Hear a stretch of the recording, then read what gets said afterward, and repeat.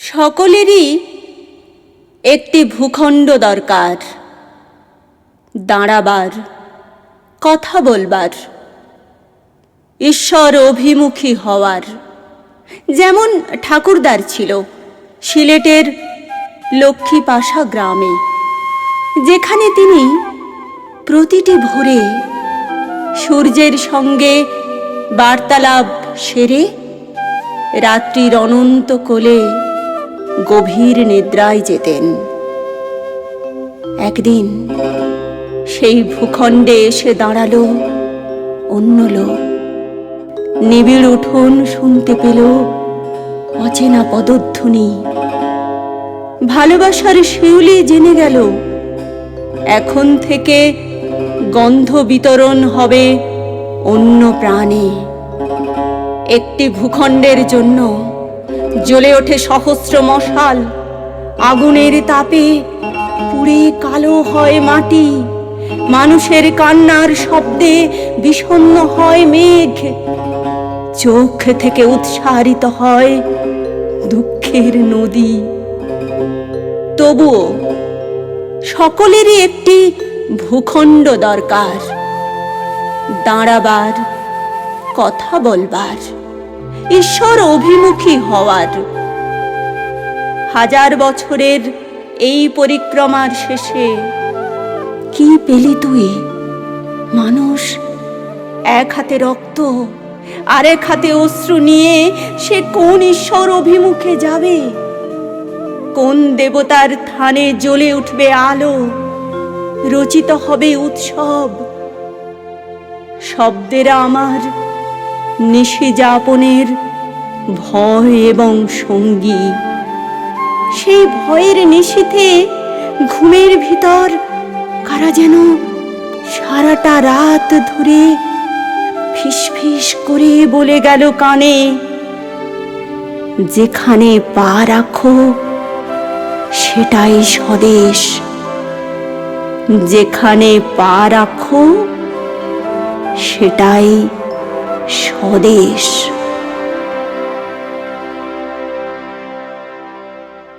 পাড়াটা চেনা নয়, কিন্তু তার ছেলে যেখানে তাকে বেড়াতে নিয়ে এসেছে সেই জায়গাটা খুব সুন্দর। ফুটফুটে সব ছেলেমেয়েরা খেলা করছে, দোলনায় দুলছে, খেলনা রেলগাড়িতে উঠে গান গাইছে, আর জানলা দিয়ে হাত বাড়িয়ে রঙিন রুমাল নাড়ছে কেউ কেউ। দেখে বুড়ি মায়ের ভালো লাগছে তো বটেই, তবে ছেলেটা পাশে থাকলে তার আরও ভালো লাগতো। কিন্তু ছেলেটা তার পাশে নেই। সে চমৎকার এই পার্কের বেঞ্চিতে তার বুড়ি মাকে বসিয়ে রেখে কি একটা কাজের জন্য যেন একটুক্ষণের জন্য বাইরে গেছে, আর যাবার আগে বলে গেছে যে বেশি নয়, কাজটা সেরে বড়জোর আধ ঘন্টার মধ্যেই সে ঠিক ফিরে আসবে, আর ফিরে এসে মাকে নিয়ে বাড়ি ফিরবে। কিন্তু সে আর ফিরে আসেনি। কেনই বা ফিরবে? বেড়ালকে যেমন বস্তায় পুরে অনেক দূরে ছেড়ে আসা হয়, এই ছেলেও তেমনি তার বুড়ি মাকে তাদের বাড়ির থেকে অনেক দূরে এক অন্য পাড়ায় ছেড়ে দিয়ে গেছে। সে আর ফিরবে না। কিন্তু এ হলো এই ঘটনার অর্ধাংশ। এবারে বাকি অর্ধেকটাও শুনুন। রাত হয়েছে, পার্কের গেট এবারে বন্ধ হবে, কিন্তু দারোয়ান এসে যতই সে কথা বলুক বুড়ি মা তবু বেঞ্চে ছেড়ে ওঠেন না। বলেন যে তার ছেলে এসে তাকে বাড়িতে নিয়ে যাবে। ফলে একটা গণ্ডগোল বেঁধে যায়, আর তার ফলে যা হয় আর কি, ভিড় জমতে দেরি হয় না। সেই ভিড়ের ভিতর থেকেই এক সময়ে এগিয়ে আসেন পাড়ারই 5 বাসিন্দা। তারা সবই বোঝেন। বুঝে বুড়ি মাকে বলেন, আপনার ছেলে এসে পড়বেন ঠিকই, তবে কিনা যতক্ষণ না আসেন ততক্ষণ বরং ভাগাভাগি করে আমাদের এই 5 জনের মা হয়ে থাকবেন। চলুন, উঠুন মা জননী, অনেক রাত হয়েছে, আর দেরি করবেন না। কি আর বলবো, শুধু বলি, মানুষের উপরে যে বিশ্বাস আমরা হারিয়ে ফেলেছিলুম, খবরের কাগজে এই ঘটনার কথা পড়ে সেটা আবার ফিরে আসতে চায়। মনে হয় ভাগের মা অনেক ক্ষেত্রে গঙ্গা পান না বটে, তবে কিনা মাঝে মাঝে নিশ্চিত একটা আশ্রয় ঠিকই পেয়ে যান।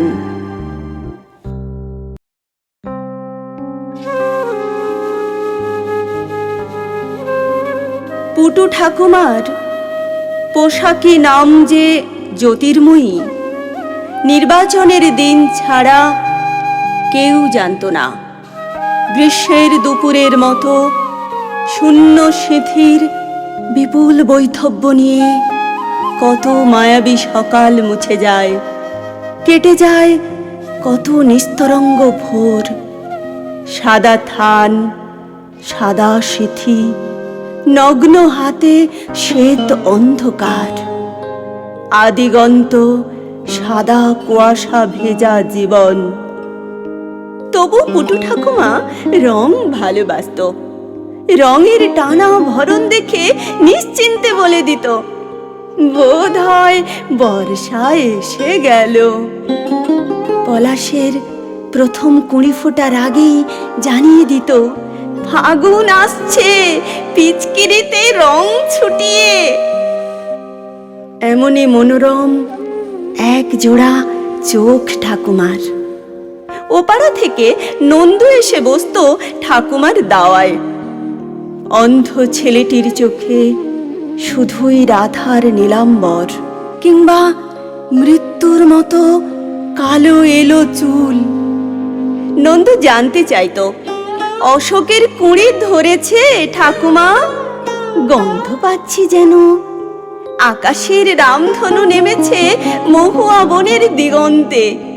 কৃষ্ণচূড়ার ডালে বসেছে সেই পথ ভোলা নীলকণ্ঠ পাখি।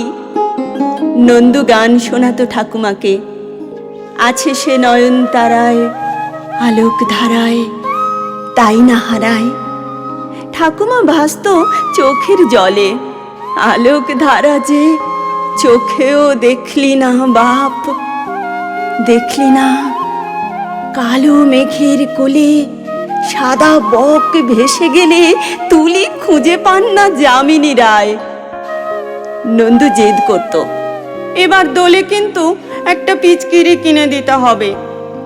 সে না হয় দিলাম, রং দিবি কাকে? তোমাকে, রঙে রঙে ভিজিয়ে দেব তোমাকে। দোলের পিচকিরি কিনতে গিয়ে ঠাকুমা চোখ দুটো দান করে এলো, যেন তার মরণের পর এই চোখে রং দেখে নন্দু। জায়রা বলে, করছো কি? পরজন্মে যে কানা হয়ে জন্মাবে। পুটু ঠাকুমার হাসিতে ঝিলিক মারে রং বাক্সর পৃথিবী। অনেকগুলো দিনের পর নন্দু পুটু ঠাকুমার চোখে আকাশ জুড়ে রামধনুর খেলা দেখে, আর পড়ন্ত বিকেলের নিকেল করা মোমবাতি রং। বলতে ভুলে গেছি, এখন ওকে নন্দু বলে ডাকলে খুব রাগ করে। নন্দু কেন জানো না? আমার নাম কি? জ্যোতির্ময়। জ্যোতির্ময়।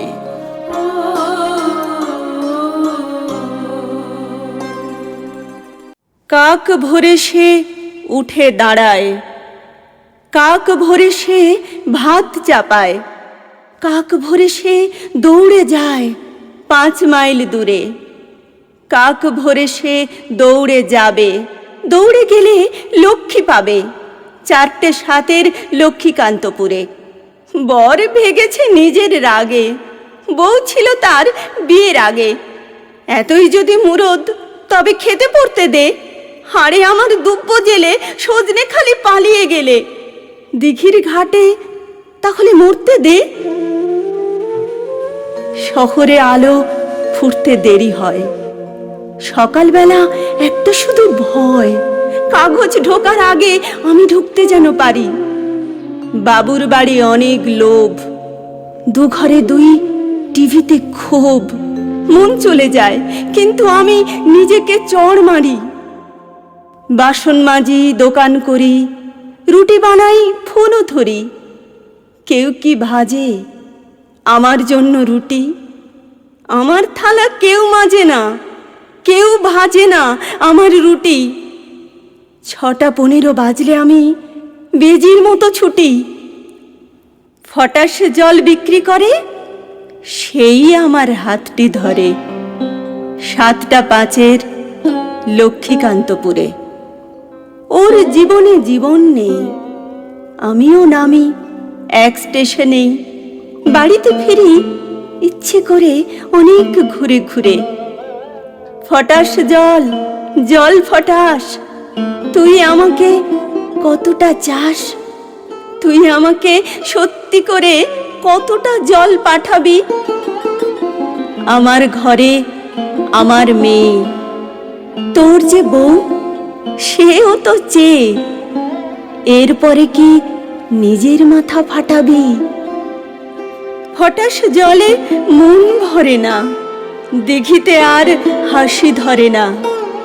আয় দুজনে একটুখানি খুন জখম করি। এই পৃথিবী বাপের বাড়ি, এই পৃথিবী ভাতের হাঁড়ি। ধানের খেতে মধ্যরাতে এ ওর হাত ধরি।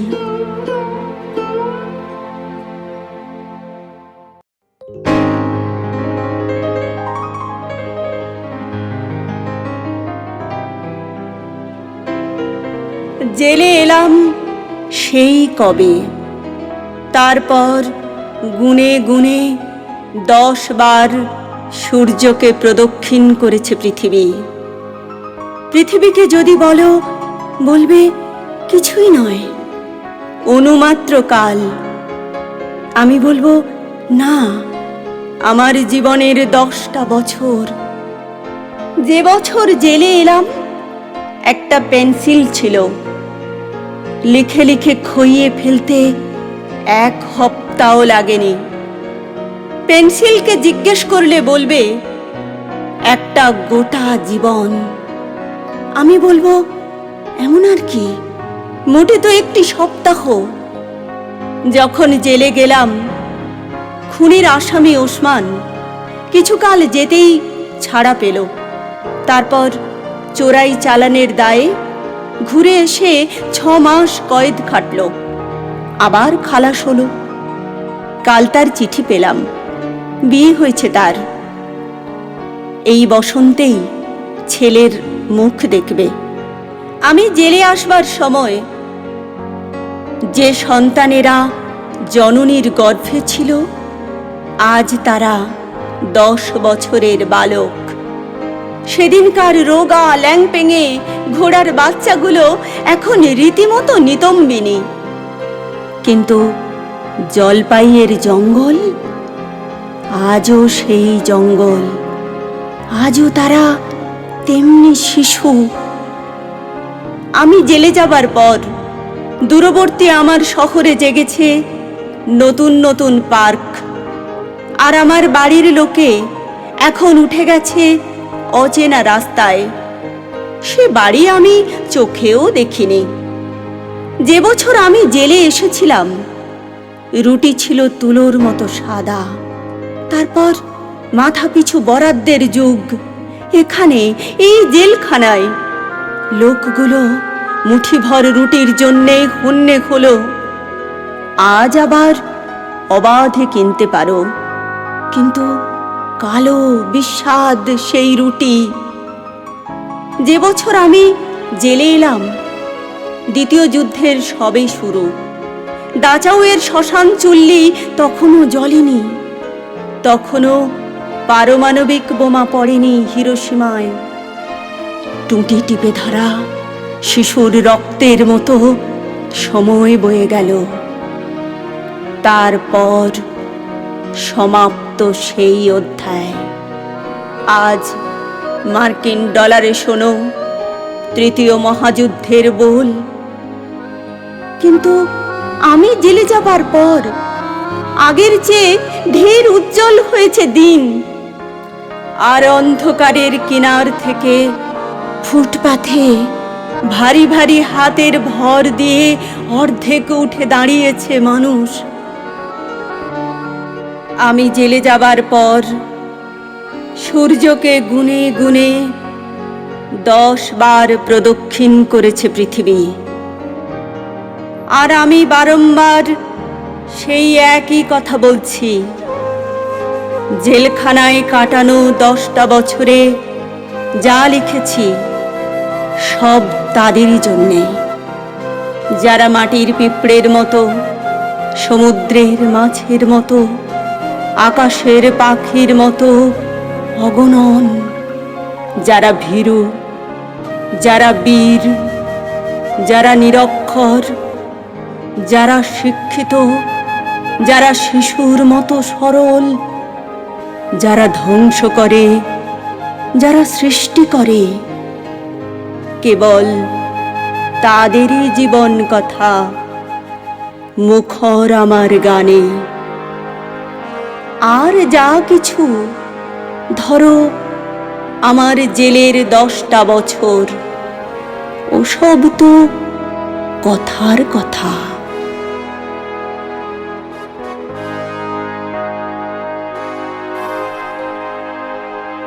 আমার কাজের সঙ্গীটিকে মনে পড়ে।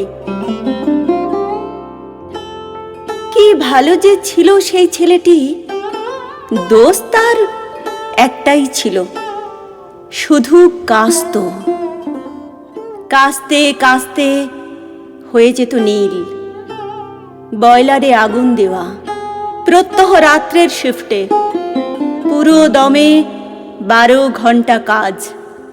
ঘাড়ে করে বস্তা বস্তা কয়লা বইত, পুড়ে গেলে ফেলে আসতো ছাই।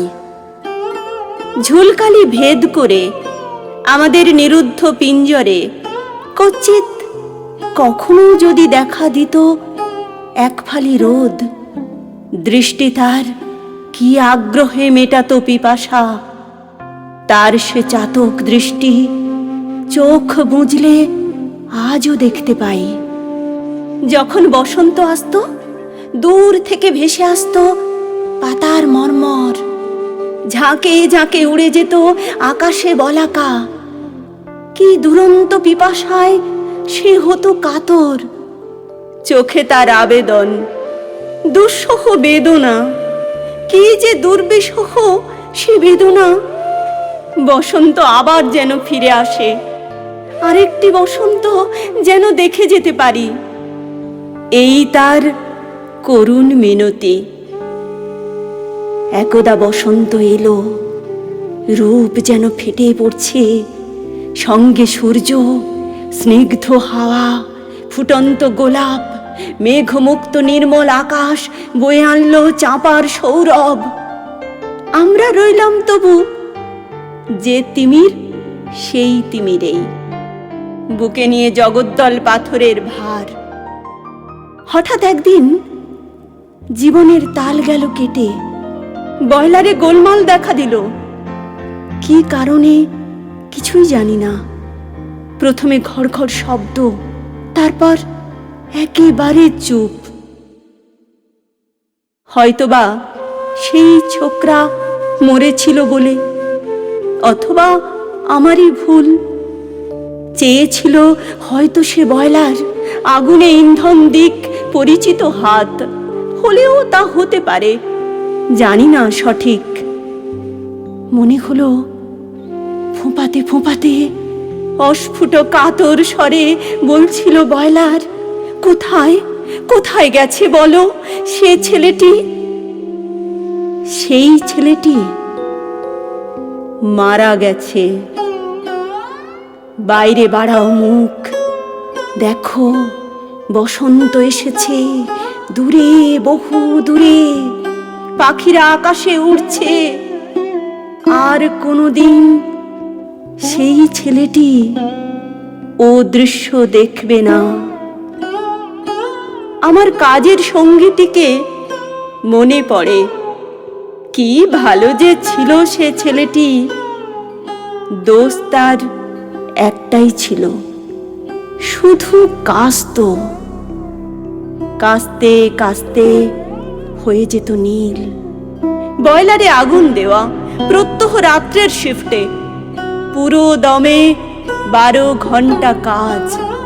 ঘাড়ে করে বস্তা বস্তা কয়লা বইত, পুড়ে গেলে ফেলে আসতো ছাই।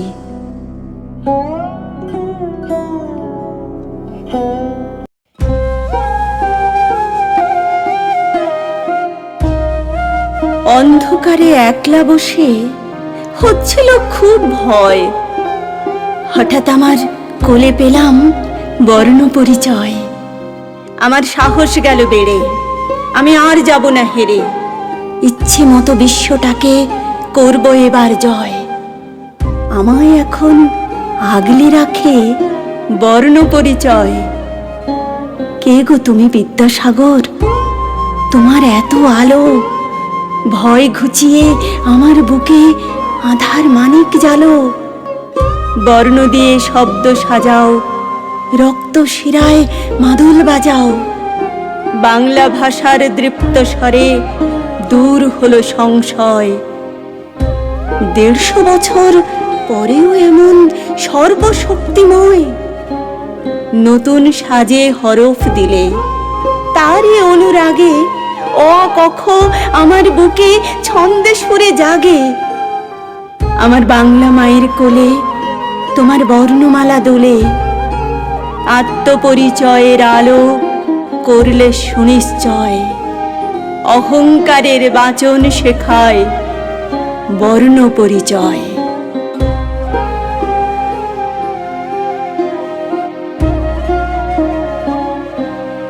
কড়কড়ে ভাত, দিন শেষে তার গোগ্রাস আহার দেখে। ভূষকালি মাখা লণ্ঠন, শুধু এরই জন্য শুধু বালক বাগাল হয়েছে। পেটের খোল ভরাতে বর্ণ পরিচয় নয়। ঈশ্বর আপনিও জানতেন ভাত, কয়েক মুষ্টি ভাতই জঠরাগ্নির জ্বালানি। এ কথা অজানা নয় কারো। 200 বছর পরেও বাগালরা বাগালই থেকে যায়। আপনার ওই গ্রামের ছেলেটি আজও শিখল না বর্ণ পরিচয়। কাকে দোষ দেবেন? অন্ধকার দেশে আলো জ্বালানো এতই সহজ। হুশ হুশ ছুটে যাচ্ছে বাস, ট্রাক। জাতীয় সড়কের কালভার্টে পা ঝুলিয়ে ইক্ষুদণ্ড চিবুচ্ছে ছেলেটি। বর্ণ পরিচয় শেখেনি, গরু চড়াতে শিখেছে। ওর একটি নাম, সর্বনাম বাগাল।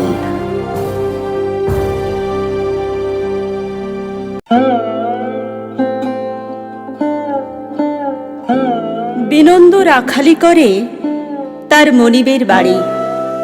গরু চড়ায়, মোষ তাড়ায় সারা দিন ভর। সকালের আমানি পান্তা পেটে নিয়ে ঠুসে গবাদি পশুর সাথেই ছড়িয়ে পড়ে মাঠে। ইধার থেকে উধার, এ মাঠ হতে ও মাঠ। গরু মোষ ঘুরে বেড়ায়, চড়ে খায় এখানে সেখানে। বিনন্দ পাঁচন হাতে বড় বাঁধে, গাছের ছায়ায় বসে, আঁক কাটে মাটিতে। হাঁটু ঘিরে 2 হাতে ভাবনার বেড়া বাঁধে। দাসবাড়িতে বাবা খাটে 12 মাস, মা বাসন মাজে রোজ নতুন পাড়ায়। ছোট ভাই আধপেটা ছাগল চড়ায়। বেলা বাড়ে, বিনন্দ দূরে গোচারণে চেয়ে চোখে চোখে গোজ করে তার গোধন। কখনো উদাসী অন্যমনা হয়ে নিজ খেয়ালে গাছের ডালে চড়ে, কেষ্টযাত্রার কানু সাজে। আহা, ওই রাধা নামের সাদা মেয়েটিকে কি যে ভালো লাগে তার। জলে যেন ঢেউ তুলে কলকল, হৃদয় গাঙে ছলাৎ ছল। এমনই রং ধরে মনে কত ঝিম ধরা দুপুরে। সকালের মিঠে রোদ দুপুরের বেলা মেখে কেমন কড়া হয়। আকাশের নীল দূর গাঁয়ের সবুজে মিলে নদীর জলে ছায়া ফেলে যায়। গোধূলির ধুলোয় ধুলোট হয়ে বিনন্দ ফেরে গোয়ালে। গরু মোষ বেঁধে গা হাত ধুয়ে যখন মুখের জল মোছে, রাঙা মেঘের তুলি রেখায় আকাশ ছবিতে তখন সন্ধ্যা তারার ফুল ফোটে। গরম ফ্যান ভাতে পেট ভরিয়ে দিনের চেনা রং নিয়ে রাতের ভরাট স্বপ্নে ছবি আঁকে সে। খাল বিল জল নদী, মা বাবা ভাই, যাত্রার কানু, গাছে গাছে ফুল পাখি, রাধার গায়ে ফর্সা রং, মোষের গায়ে কালো, রাধার গায়ে ফর্সা রং, মোষের গায়ে কালো।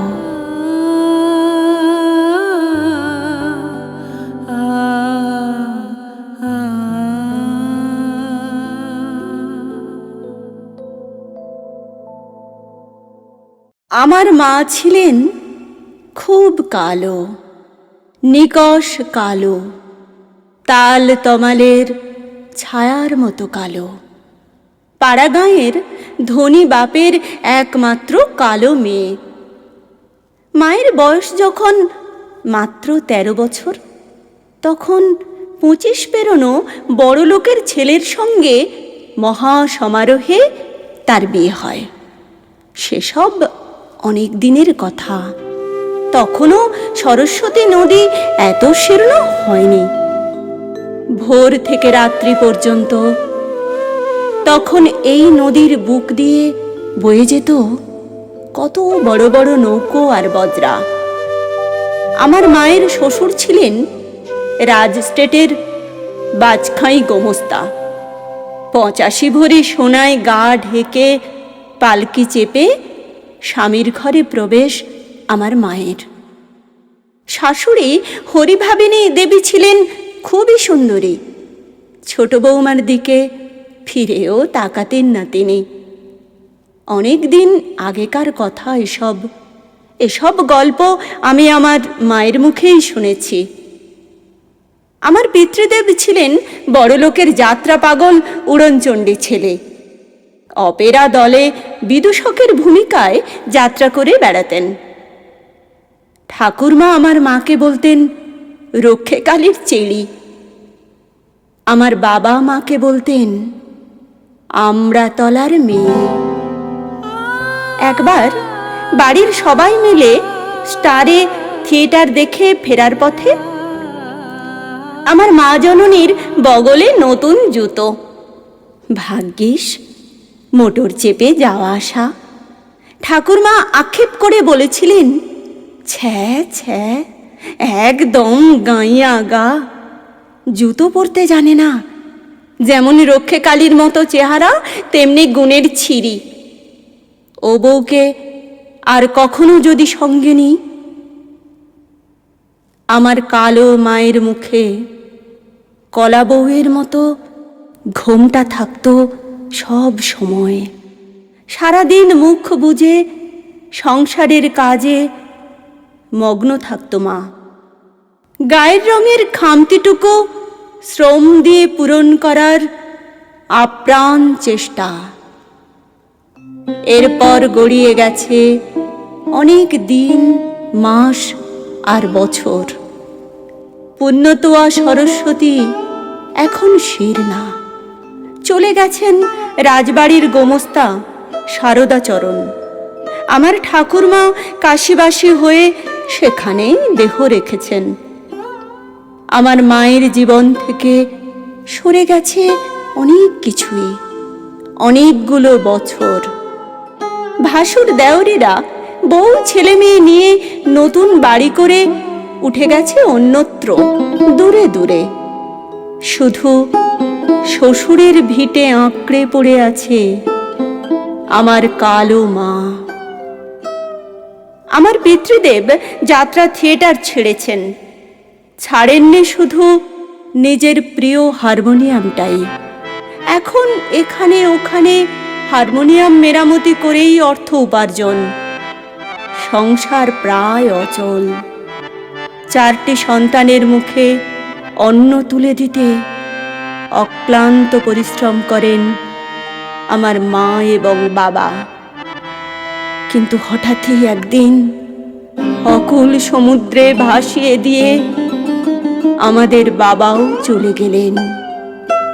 হাসতে হাসতে বেঁচে বর্তে রইলেন শুধু আমরা 4 ভাই বোন আর মা। সমস্ত ঝড় ঝঞ্ঝা থেকে পাখির মতো ডানা দিয়ে আড়াল করে আমাদের বড় করেছেন আমাদের আমড়াতলার সেই কালো মা। আমার মা কখনো কিছু চাইতেন না। সামান্যতম চাহিদার কথা তার মুখে শুনিনি কোনোদিন। তবে একটা কথা মার মুখে প্রায় শুনেছি, আমি মরলে খোকা আমার চিতেই আলতা মিশিয়ে 1 ঘটি দুধ ঢেলে দিস।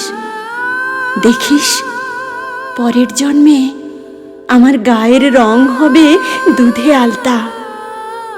কালো বলে এত কথা শুনতে হবে না শ্বশুর বাড়ির। আমাদের সেই আমড়াতলার মা, আমাদের সেই নিকষ কালো মা, আমাদের সেই সর্বংসহা মা জননী 10-11 দিনের রোগ ভোগের পর আমাদের ছেড়ে চলে গেলেন আলোর দেশে। এখন পশ্চিমের আকাশ লাল করে সূর্যদেব ডুব দিচ্ছেন নিদ্রায়, আর আমার মায়ের চিতার আগুন নিভে আসছে ধীরে ধীরে।